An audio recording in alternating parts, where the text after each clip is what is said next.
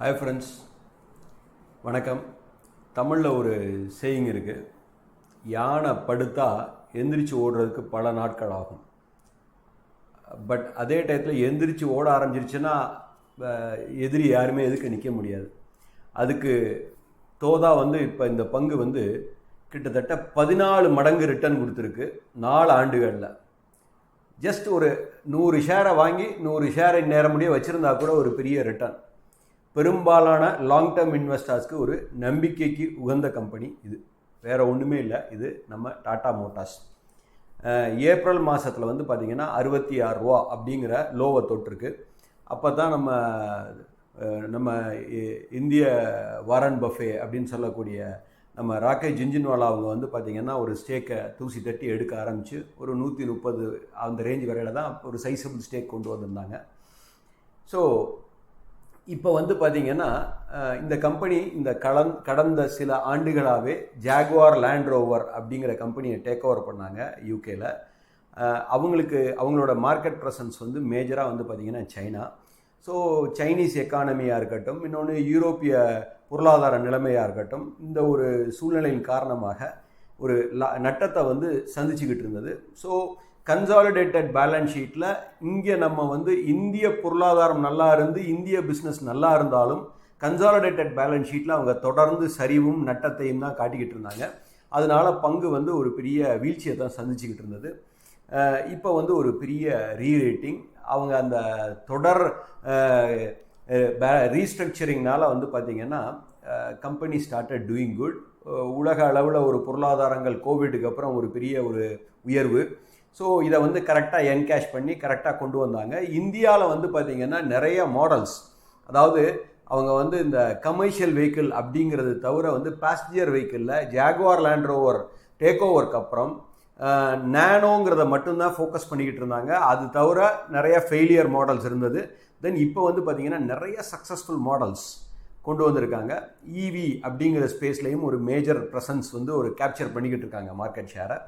அதுக்கு தோதா ஆன technologies, cloud, அதாவது டாடா எல்எக்ஸியாக இருக்கட்டும், டாடா கன்சல்டன்சியாக இருக்கட்டும், இவங்களுக்கு தேவையான சாஃப்ட்வேர்ஸ் பூராமே அவங்க பண்ணி கொடுத்துக்கிட்டு இருக்கிறனால ஒரு சினர்ஜிஸ் அப்படின்னே சொல்லக்கூடலாம். அதாவது நம்ம ஆல்ரெடி சொல்லியிருக்கோம் 1+1 இஸ் greater than 2 அப்படின்னு சொல்லியிருக்கோம், அதுதான் சினர்ஜி. ஸோ அந்த ஒரு இம்பேக்டில் இன்றைக்கி ஒரு பெரிய ஒரு இனோவேஷனை கொண்டு வந்துக்கிட்டு இருக்காங்க. அதாவது மொபிலிட்டியில், இந்தியா மொபிலிட்டியில் they are ready for the future அப்படிங்கிற சூழ்நிலையில் இன்றைக்கி இருக்காங்க. இப்போ அவங்க என்ன சொல்லியிருக்காங்கன்னா, டீமர்ஜ் நான் பண்ணுறேன் கம்பெனியை அப்படிங்கிறாங்க. What is demerger? ஒரு கம்பெனி ஒரு சில குறிப்பிட்ட சைஸுக்கு மேலே போகையில் அதை நடத்துவது அவ்வளவு ஈஸி இல்லை. ஸோ இந்த மாதிரி ஒரு சூழ்நிலையில் அவங்க என்ன பண்ணுவாங்கன்னா கம்பெனியை பிரிக்கிறாங்க ரெண்டாக. என்ன மாதிரி பிரிக்க போகிறாங்கன்னு கேட்டிங்கன்னா, பேசஞ்சர் வெஹிக்கிள் தனியாகவும் கமர்ஷியல் வெஹிக்கிள் தனியாகவும் பிரிக்கிறாங்க. அதாவது ட்ரக்கு, லாரிஸ் இதெல்லாத்தையும் தனியாகவும், அப்புறம் கார், ஜேஎல்ஆர், எலக்ட்ரிக் வெஹிக்கிள், அப்புறம் அதே மாதிரி சாஃப்ட்வேர் கம்பெனிஸ். அந்த இப்போ என்னென்னா கிளஸ்டர் பூராமே டிஜிட்டலாக வந்துக்கிட்டு இருக்கு. ஸோ இந்த மாதிரி ஒரு கம்பெனிஸையும் பிரிக்கிறாங்க. ஸோ தே சே தட் இந்த பேசஞ்சர் வெஹிக்கிளில் சினர்ஜி நிறையா இருக்குது, பேசஞ்சரையும் கமர்ஷியல் வெஹிக்கிளையும் ஒன்றா வச்சுக்கிறதுல எந்த ஒரு சினர்ஜியும் இல்லை.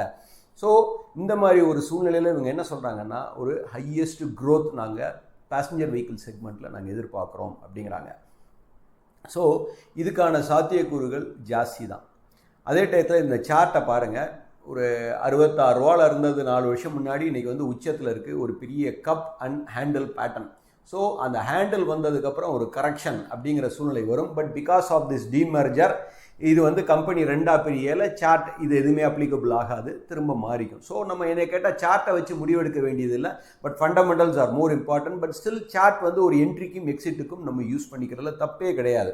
ஸோ இப்போ நான் உள்ளே போய் இவங்களோட ரெவென்யூ மாடலை பிரித்து என்னென்னது எங்கெங்கே பண்ணுறாங்க அப்படிங்கிறத பார்த்தேன். கமர்ஷியல் வெஹிக்கிள் கிட்டத்தட்ட இவங்களோட ரெவென்யூவில் 20% கான்ட்ரிபியூட் பண்ணுது. சுமார் 70,000 கோடி ஒரு ஆண்டுக்கு டர்ன் ஓவர் இவங்க பண்ணுறாங்க.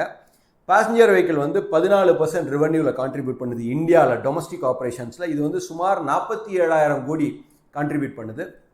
அதுக்கப்புறம் ஜாகுவார் லேண்ட் ரோவர் தான் இன்றைக்கி வந்து ரொம்ப பெரிய சைஸில் பண்ணிக்கிட்டு இருக்காங்க. உலக அளவில் வந்து பார்த்தீங்கன்னா 2,22,000 கோடிக்கு பண்ணுறாங்க. That contribute 65% of the turnover. 65% அவங்களோட வர்த்தகத்தில் அது வந்து பங்களிக்குது.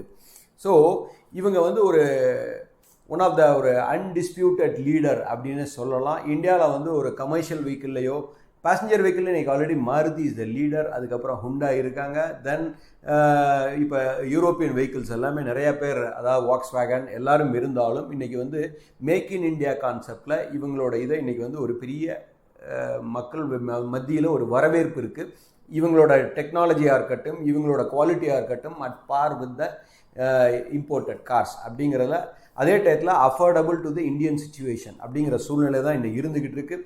மக்கள் மத்தியில் ஒரு பெரிய வரவேற்பு இருக்குது. ஸோ இப்போ இதை ரெண்டாக பிரிஞ்சு லிஸ்ட் ஆகையில் என்னவா இருக்கும் அப்படின்னு கேட்டிங்கன்னா, எதோட வளர்ச்சி ஜாஸ்தி இருக்கும் அப்படின்னு கேட்டிங்கன்னா பேசஞ்சர் வெஹிக்கிளோட வளர்ச்சி தான் ரொம்ப ஜாஸ்தி இருக்கும். கமர்ஷியல் வெஹிக்கிள் வந்து கிட்டத்தட்ட 70,000 கோடி டர்ன் ஓவர் பண்ணுறாங்க. அவங்களோட காம்படிட்டர்ஸ் அப்படின்னு பார்க்க போனீங்கன்னா அசோக் லேலாண்ட் அப்படிங்கிற வெஹிக்கிள் வருது. அவங்க வந்து அப்படிங்கிற கம்பெனி வருது. அவங்க வந்து பார்த்தீங்கன்னா ஒரு 49,000 கோடி அப்படிங்கிற லெவலில் டர்ன் ஓவர் பண்ணிக்கிட்டு இருக்காங்க. இன்றைக்கி சுமார் 170 ரூபா இருக்குது. பட் அதே டயத்தில் இன்றைக்கி வந்து இந்த டாடா மோட்டார்ஸ் லிஸ்ட் ஆனிச்சுன்னா ஒரு 200 ரூபாலையும், பேசஞ்சர் வெஹிக்கிள் ஒரு 800 ரூபாயிலையும் லிஸ்ட் ஆகிறதுக்கு வாய்ப்புகள் அதிகம். அதுக்கப்புறம் அவங்களோட வளர்ச்சி, அவங்களோட மார்ஜின், அதை வச்சு தான் ரீரேட் ஆகும் ஸ்கிரிப்பு.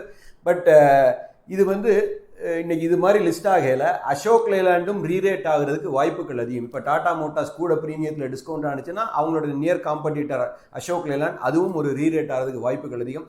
இந்த ஒரு ரேலி லாஸ்ட் 3 இயர்ஸ் ரேலியில் வந்து பார்த்தீங்கன்னா அசோக் லேலாண்ட் ஒரு பெரிய கான்ட்ரிபியூஷனை கொடுக்கல. பட் ஆனால் அவங்களோட பர்ஃபார்மன்ஸ் நல்லா தான் இருக்குது. ஏன் மக்கள் அனலிஸ்ட் மத்தியிலையோ மக்கள்ங்கிறவங்க வந்து எப்படின்னா ஓடுற குதிரையில் தான் கட்டுவாங்க. 2 வாட்டி பண்ணுவாங்க, ஏறலைன்னா they go with the stop loss and then they will come out. So ஒரு அனலிஸ்ட் ரீரேட்டிங் எப்போ ஆகும் அப்படிங்கிறத பொறுத்து இருந்து பார்ப்போம். ஸோ எனக்கு தெரிஞ்சு ஒரு டாடா மோட்டார்ஸ் இந்த டிமெர்ஜர்னால நமக்கு வந்து ஒரு ஃபியூச்சர் ஒரு க்ரோத்தில் தான் இருக்கும் அப்படிங்கிறது என்னோட அபிப்பிராயம். எதுவும் ஒரு கம்பெனிக்கு பாதகம் இல்லை. நீண்ட கால முதலீட்டாளர்கள் 2 ஷேரையுமே வாங்கி பின்னாடி எப்படி இருக்குன்னு பார்த்துட்டு ஒரு முடிவு எடுத்துக்கலாம். ஐ ஹோப் இந்த வீடியோ வந்து ஒரு பயனுள்ளதாக இருக்கும் நம்புகிறேன். Thank you all.